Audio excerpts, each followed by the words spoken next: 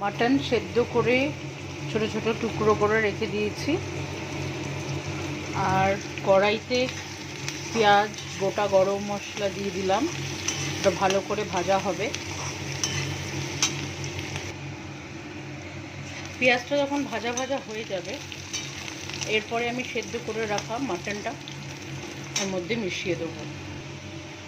সেদ্ধ করে রাখা মাটনটাকে মিশিয়ে দিলাম। মাটনটা সেদ্ধ করেছিলাম নুন দিয়েই, সুতরাং আমাকে আর নুন আলাদা করে দিতে হবে না, ওটা রান্নার শেষে দেখলে বোঝা যাবে। তারপরে এখানে ওই সেই কাজু বাদাম, পোস্ত, রসুন, কাঁচা লঙ্কা দিয়ে একটা পেস্ট তৈরি করেছিলাম মিক্সিতে, সেই পেস্টটাকে মিশিয়ে দেবো। আর সেই বাটিতে আর কি যেইটুকু লেগেছিলো সেটা একটু জল দিয়ে এর মধ্যে দিয়ে দেবো। এখন এখানে অ্যাড করব একটু কাশ্মীরি মির্চ,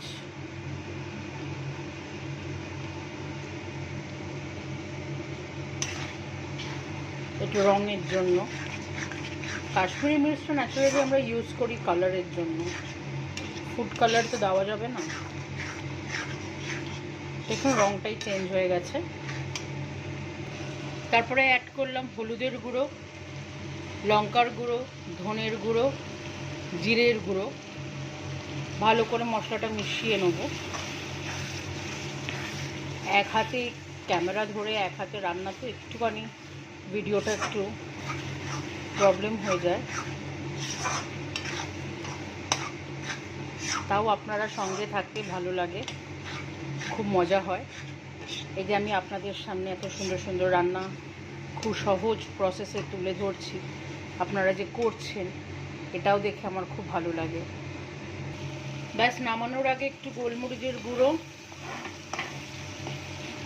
ধনে পাতা, একটু কেওড়ার জল আর গোলাপ জল, ব্যাস আপনাদের keema mutton ready. Thank you.